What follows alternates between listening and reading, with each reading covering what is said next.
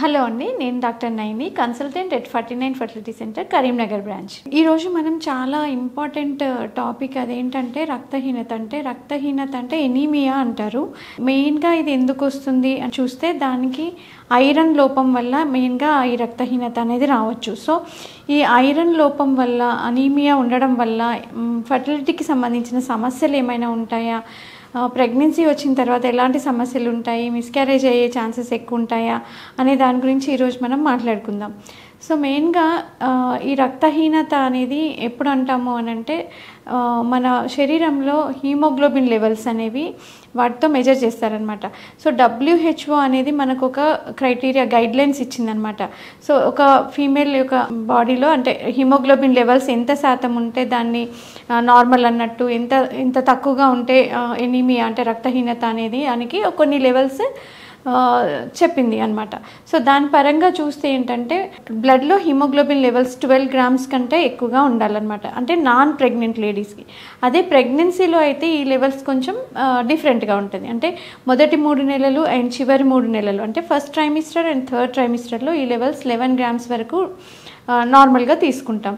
11 కన్నా తక్కువగా ఉంది అని అంటే ఎనీమియా ఉన్నట్టు అనమాట. అదే మధ్యలో 3 నెలలు అంటే మిడ్ ట్రైమిస్టర్లో 10.5 grams లాగా దాన్ని తీసుకుంటాం అనమాట. ఎందుకంటే యూజువల్గా నాన్ ప్రెగ్నెంట్ ఉమెన్తో కంపేర్ చేస్తే ప్రెగ్నెన్సీలో న్యాచురల్గానే శరీరంలో జరిగే మార్పుల వల్ల ఏమవుతుందంటే ఈ హిమోగ్లోబిన్ లెవెల్స్ అనేవి తగ్గుతాయి అన్నమాట.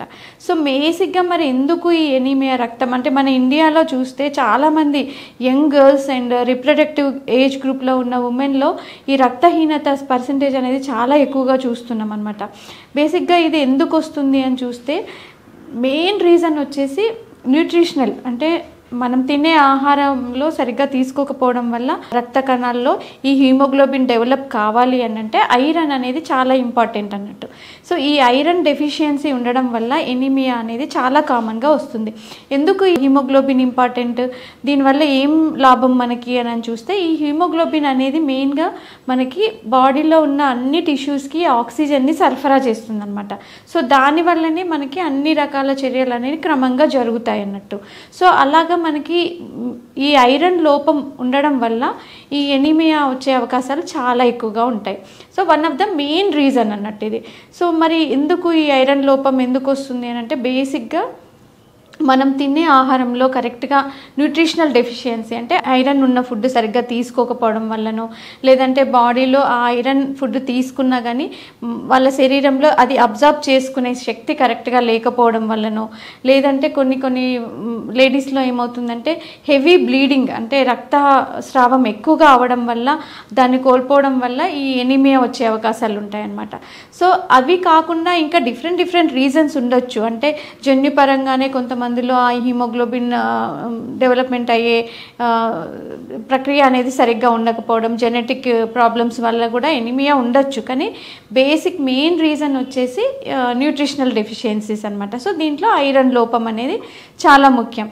సో మరి దీనివల్ల మరి ఫర్టిలిటీకి సంబంధించిన ఇష్యూస్కి దీనికి సంబంధం ఏంటి అని చూస్తే ఇప్పుడు ఐరన్ తక్కువగా ఉండడం వల్ల, హిమోగ్లోబిన్ లెవెల్స్ తక్కువగా ఉండడం వల్ల బాడీలో ఏమవుతుంది అంటే ఆడవారిలో ఈ ఇర్రెగ్యులర్ సైకిల్స్ అనేవి జరుగుతాయి. అంటే నెలసరి అనేది సక్రమంగా జరగదు. సో నెలసరి సరిగ్గా రానప్పుడు అన్నం విడుదల అనేది కరెక్ట్గా ఉండదు. సో దీనివల్ల ఏమవుతుందంటే ఫర్టిలిటీ సమస్యలు వచ్చే అవకాశం ఉంటుంది.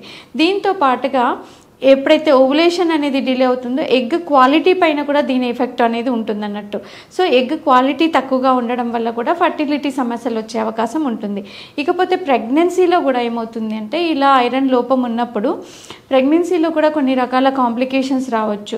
అంటే మిస్క్యారేజెస్ ఎక్కువగా అవ్వడము, రిపీటెడ్గా అబార్షన్స్ అవ్వడము, బేబీ గ్రోత్ అనేది సరిగ్గా ఉండకపోవడము, ప్రిమేచ్యూర్గా డెలివరీ అవ్వడము, ఇంకా కొన్నిసార్లు బీపీ రావడము, ఇలాంటి కొన్ని సమస్యలు కూడా రావచ్చు అనమాట.